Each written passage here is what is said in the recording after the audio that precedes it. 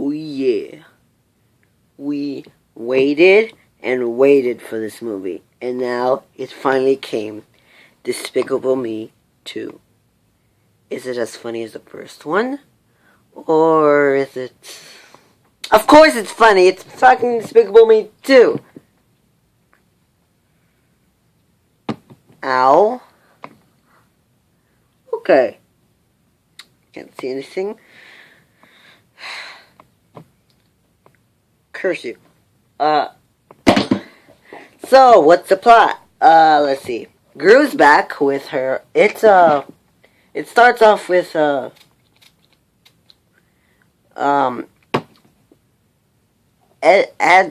Agnes's birthday is that day, and a bunch of random crap, happens.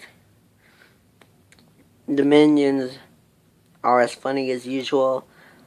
I mean, the minions are funnier than they were last time, because they knew that the minions were funny, so they decided to use all sorts of ways to make it even more funny. So it appears as if, like, a woman named Lucy, later in the movie becomes Gru's love interest. She drags him along to the AVI, anti-villain industries or whatever, and he was requested to, like, stop this guy from using this pheromones that, like, makes things, like, indestructible and stuff like that. And and Dr. Nefario, he leaves to go somewhere. Yeah, just somewhere. He, like, retires from the good stuff because they're making all sorts of, like, jam and stuff, and he doesn't, like, I don't know, that's not his jam. Psh. Okay, so, what else? Okay, so they think they find, so then, Agnes and the three girls, and there's, like, this neighbor that's trying to, like, set him up with dates, and Agnes is complaining about, like, a Mother's Day poem, and she doesn't have a mother, and, the girls are trying to set him up with a woman, and,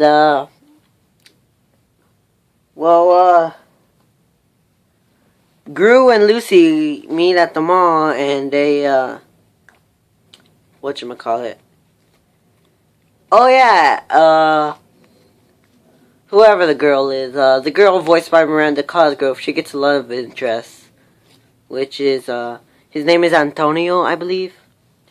And while that's going on, Gru and, Lucy, they find, like, the pheromones was hidden in the guy, like, in their restaurant, or not their restaurant, there's a thing, and then there's also, like, there's this Mexican restaurant, and it's, like, a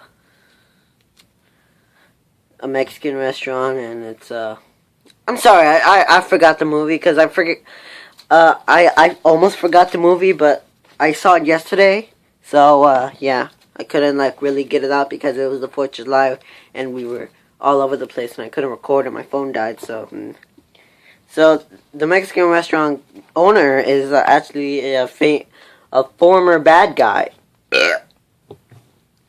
El Macho, and he is surprisingly the bad guy of the film, and they thought it was the other guy with the pheromones, but it wasn't him, it was another guy. So then, Gru and Lucy seem to hit it off. But they got the pheromones again, and Lucy has to go to Australia, and he's off the hook. And then he finds out that slowly Gru is missing some of his minions because they're, like, all gone and stuff like that. Because Dr. Nefario is kidnapping them and sending them to the place where El Macho could, like, test the pheromones on him. And meanwhile, Lucy wants to go back, and there's the Cinco de Mayo party, and,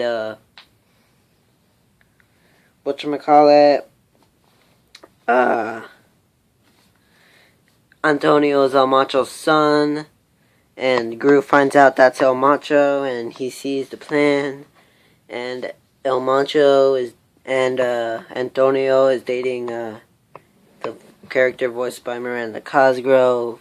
And, you know, screw it. I'm just gonna skip to the end. Gru defeats El Macho. Dr. Nefario comes back. The minions are returned safe and normal.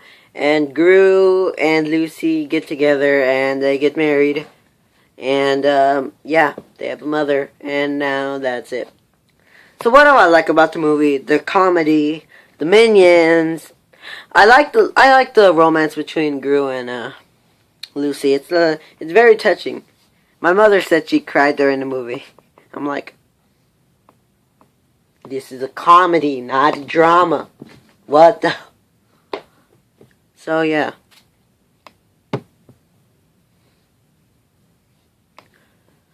So yeah, I like that. I like the movie. It's a pretty good movie. It has a pretty good plot. The characters are still funny. This is essentially a comedy. Everybody was looking for a sequel. They're all like, yeah, this Despicable Me is like the funniest movie ever. Yay.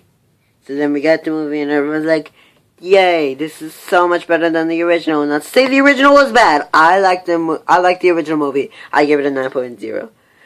It had a couple of flaws here and there. Like the characters would be annoying at some times. And, you know, just some characters would be underdeveloped, and yeah. But, oh, can't see anything. No, I did that. So, yeah.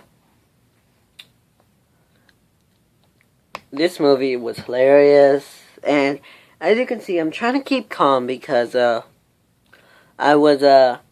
this is like an awesome movie, and I don't want to go complete fanboy on you guys. I could, like, do that. Like, I'm trying to calm myself down, you know. Equestria Girls. Yeah, I'm seeing a lot of movies recently. I just noticed that.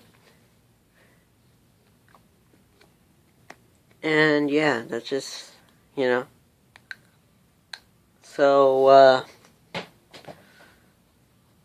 you know, it's a good movie.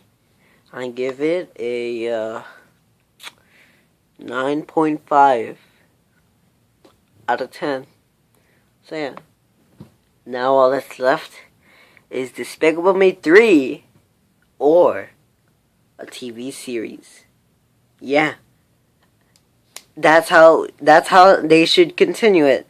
A TV series on possibly Cartoon Network? No. Okay. It could either be on Cartoon Network, The Hub, or Disney Channel. Nick would just, I don't know what they do with that. At least make it like an independent TV series on Netflix. So like you could just put a bunch of TV episodes, then just put them on season 1. Put them on season 1, make sure like 26 episodes that were occupied for a long time. You know, do a My Little Pony sort of thing, you know. Yeah. That's it. And I also want to get an update on movie reviews. So yeah, Despicable Me 2, 9.5 out of 10. Despicable Me, the original, 9 out of 10. So yeah, an update about movie reviews. I'm actually going to be uploading a lot more movie reviews. Not just on current movies that I just seen.